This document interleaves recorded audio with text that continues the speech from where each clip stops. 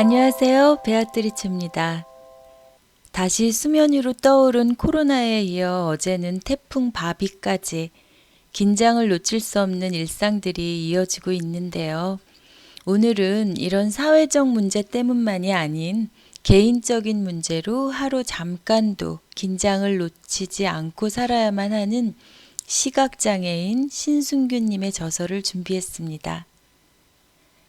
저자 신순규님은 미국 월가의 세계적인 투자은행 브라더스 해리먼에서 애널리스트로 활약하고 계십니다. 저는 이 책의 머리말을 읽으면서요, 얼마나 울었는지. 녹음 중에도 눈물이 계속 나와서 사실 이게 10번째 녹음이랍니다. 목도 메이고요. 지금 모두가 힘든 이 시기에 이 책이 우리가 다시 힘을 내어볼 수 있는 좋은 동기가 되었으면 하는 바람이고요. 담비 같은 위로가 되셨으면 좋겠습니다. 그럼 월가 시각장애인 애널리스트가 전하는 일상의 기적, 눈 감으면 보이는 것들, 머리말 읽어드릴게요. 딱 하루만 세상을 볼 수 있다면 볼 수 있다는 것은 틀림없이 커다란 축복이다. 비록 나는 앞을 볼 수 없지만 그렇다고 그것을 불행으로 여겼던 적은 몇 번 되지 않는다. 나는 모든 것을 지나치게 낙관적으로만 본다는 말을 수없이 들어왔다. 심지어 내가 시력을 잃은 시기도 적절하다고 생각할 정도다. 100일도 되기 전에 녹내장에 걸려 시력이 좋진 않았지만 그래도 만 7살이 될 때까지는 다른 아이들처럼 구슬치기, 딱지치기, 전쟁놀이 등을 하며 평범한 유년 시절을 보냈다. 눈 수술을 받느라 병원에서 자주 생활한 것을 제외하면 그다지 특별할 것 없는 어린아이의 삶이었다고 할 수 있다. 이후 녹내장이 악화되어 왼쪽 시력이 심하게 약해지고 오른쪽 눈에는 망막 박리까지 생겨 결국 9살 때 시력을 완전히 잃었다. 볼 만큼 보고 시력을 잃었다고 말할 수는 없지만 많은 면에서 예민해지는 시기인 10대 이전의 시력을 완전히 잃은 게 차라리 다행이라는 생각도 든다. 이렇게 생각하며 살아온 나도 앞을 볼 수 없다는 이유로 마음 아팠던 적이 있다. 처음으로 속상했던 것은 서울 맹학교에 입학한 9살 때였다. 시력이 나빠지고 있는 것도 모른 채 계속 뛰어다니다가 넘어지고 계단에서 굴러 떨어지다 보니 무릎 성한 날이 드물었다. 이를 눈여겨본 한 선생님이 언젠가 나에게 말씀하셨다. 이제는 잘 보이지 않으니까 천천히 조심해서 걸어 다니라고. 꼭 필요했던 그 충고가 어린 마음에는 참 슬프게만 느껴졌다. 두 번째로 슬펐던 때는 어느 날 내 머릿속에서 엄마의 얼굴이 지워진 것을 깨달은 순간이었다. 여기서 하나 짚고 넘어가야 할 것이 있다. 나처럼 시력이 전혀 없는 사람은 항상 어둠 속에서 생활할 거라고 많은 사람이 생각하는 것 같다. 하지만 적어도 난 그렇지 않다. 눈이 보였던 시절이 있어서인지 내 머릿속에는 항상 주위에서 일어나는 일들이 보이는 듯하다. 가족과 함께 식탁에 둘러앉아 식사할 때면 내 앞에 아내 그레이스가 앉아있고 오른쪽에는 아들 데이빗이 앉아있는 모습이 그려진다. 또 아내가 아이에게 빨리 먹으라는 말을 할 때면 입속에 든 음식을 씹지 않은 채 한가득 물고만 있는 아이의 모습이 머릿속에 그려진다. 내가 한 안과 의사에게 이런 말을 했을 때 그는 왜 내가 앞을 보고 사는 것 같은 착각을 하는지 가르쳐 주었다. 내 눈은 해야 할 일을 못하고 있지만 두뇌는 계속 활동하며 그림을 그리고 있기 때문이라고 말이다. 그런데 사진이 오래되면 색이 바라고 윤곽이 흐려지듯이 언젠가부터 내 머릿속에도 형태만 겨우 알아볼 수 있을 정도의 희미한 영상만 되풀이되고 있다. 그 모든 것들이 언제부터 이렇게 희미해졌는지 모르겠지만 엄마의 모습이 특히 그 얼굴이 희미해진 것은 완전히 시력을 잃은 지 2년이 채 되지 않는 어느 봄날이었다.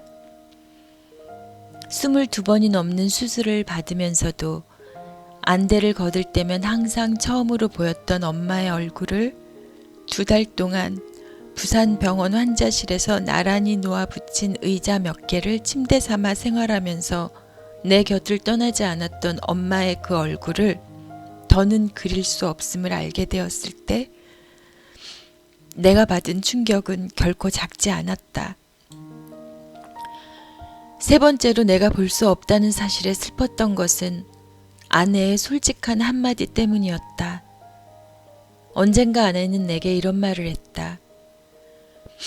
볼 수 없는 사람과 삶을 같이 사는 것이 쉽지는 않지만 그 중에서도 내가 자신의 눈빛이나 표정을 볼 수 없다는 것이 가장 힘들다는 것이었다.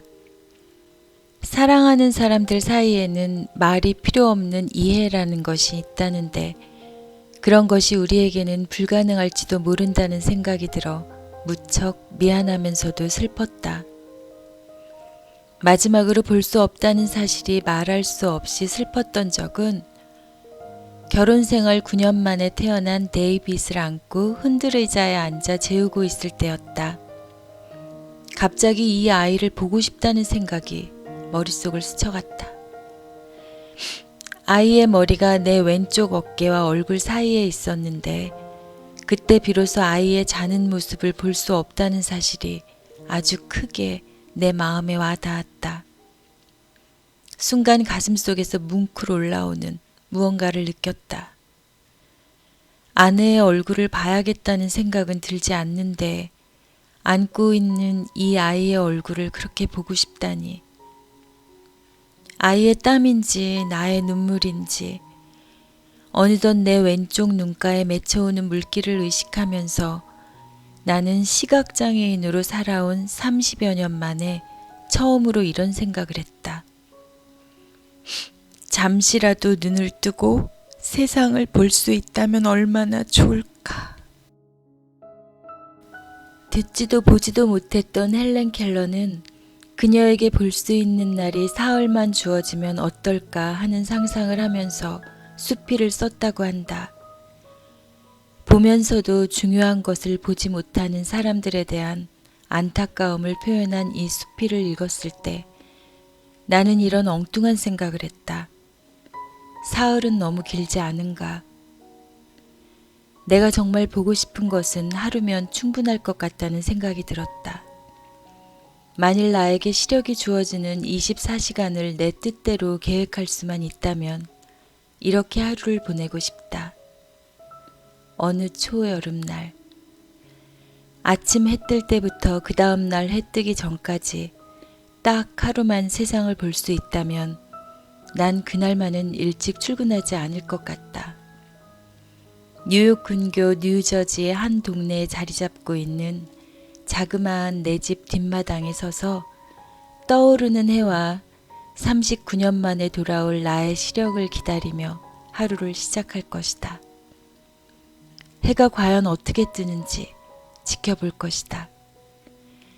그리고 뒷마당에 있는 나무들과 여러 군데에서 울기 시작하는 새들, 또 왔다 갔다 하는 다람쥐 등을 구경하면서 아침 풍경을 즐기겠다. 아들이 깨기 전에 집 안으로 들어가 자는 아이의 얼굴과 몸, 자세와 표정 등을 사진 찍듯 머릿속에 세세히 담으려고 노력할 것이다. 아이가 눈을 뜨고 일어나는 모습, 그리고 아빠가 자기를 보고 있음을 깨달을 때의 표정을 머릿속에 담겠다.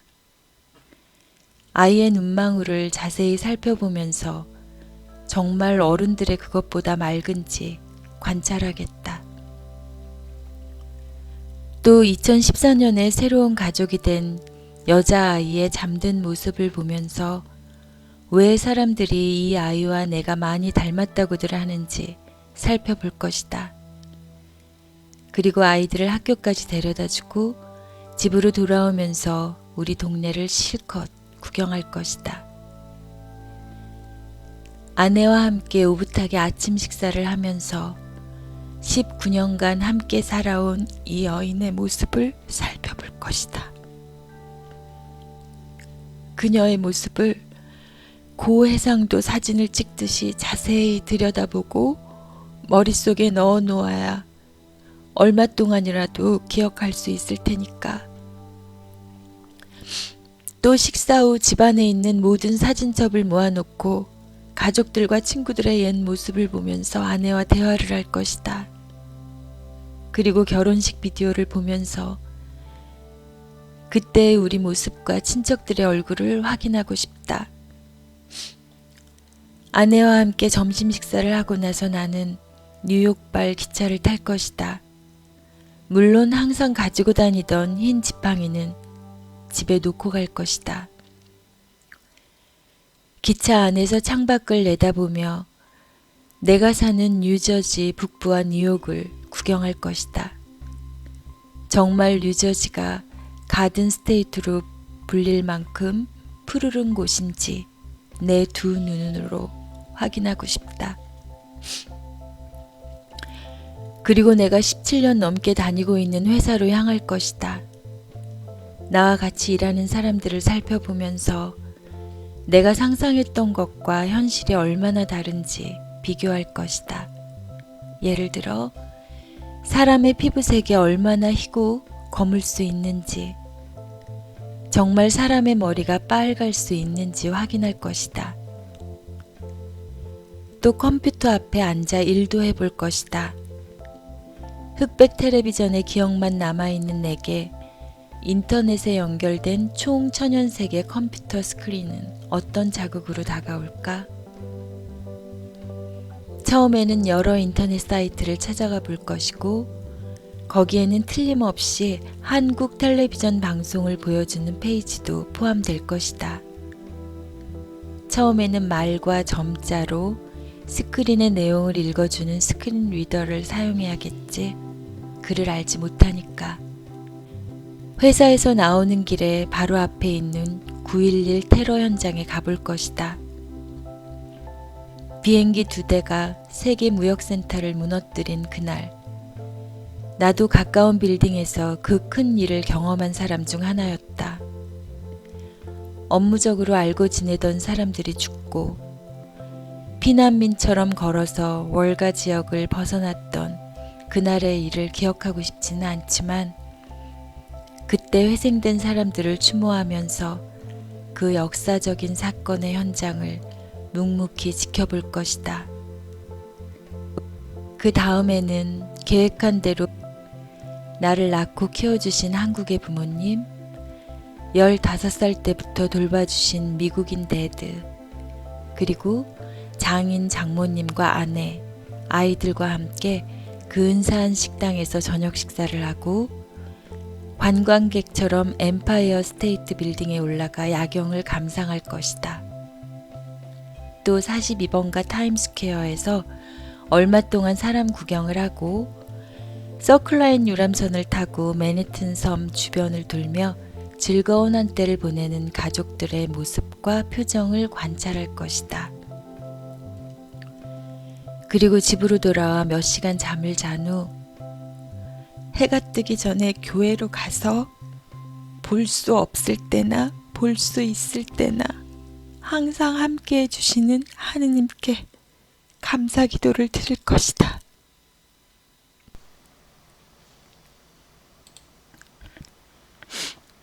어떠세요? 우리에겐 너무나 평범한 일상이 지구 건너편 누군가에게는 절대 이룰 수 없는 꿈만 같은 일이기도 합니다. 마음에 담고 싶은 이야기들이 많아서 원고를 준비했었는데 오늘은 여기까지 해야겠네요. 나에게 오늘 단 하루만 주어진다면 무엇을 할 것인가? 아마도 그 일이 우리에겐 가장 소중한 것들이 아닐까 싶습니다. 여러분들도 한번 생각해 보시는 하루 되시길 바랄게요. 감사합니다.